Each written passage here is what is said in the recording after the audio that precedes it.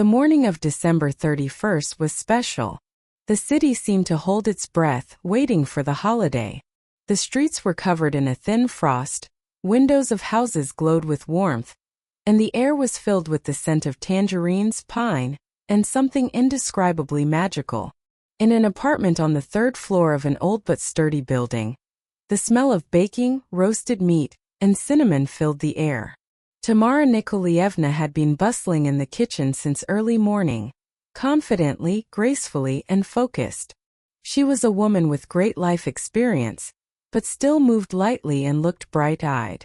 Elegant, well-groomed, with a gentle smile and inner strength, she knew how to combine strictness with kindness.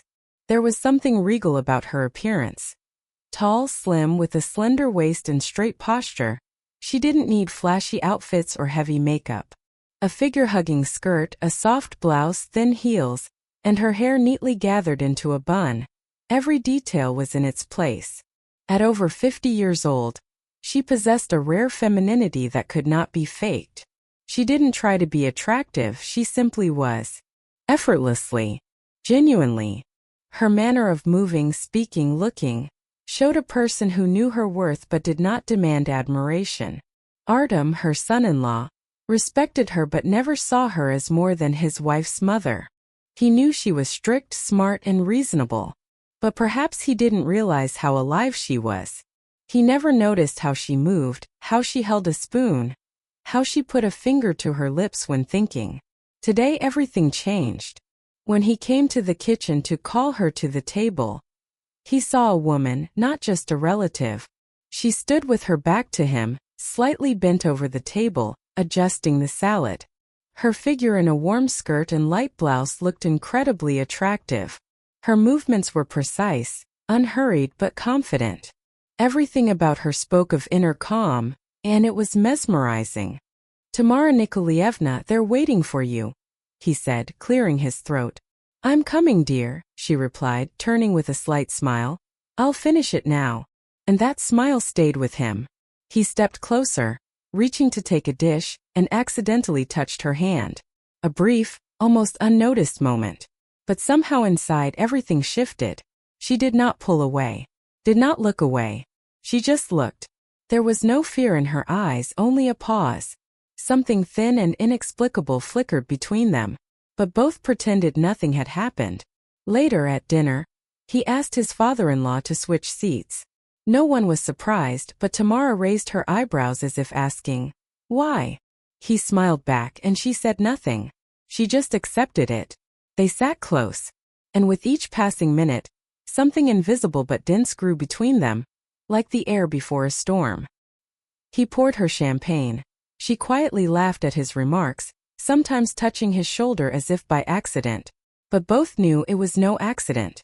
Under the table their hands met several times.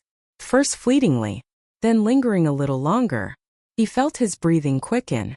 She blushed slightly but remained outwardly calm. No one else noticed. But something inside could no longer be ignored. When they were alone in the kitchen again, the atmosphere had changed. Quiet but tense. He held a plate. She searched for a spice jar. Passing by, he touched her waist. Lightly, but his hand stayed a moment longer than necessary. She froze. He stopped, but did not remove his hand. "That's not allowed," she whispered almost inaudibly. "I know. You're married." "Yes. To your daughter. And I'm your mother-in-law. But you're a woman. And I like you." She didn't answer, but didn't step back either. She simply stood there, letting the pause fill the space between them. And that was enough. They returned to the table as if nothing happened. They laughed again, raised glasses, wished happiness. But their eyes now held another meaning.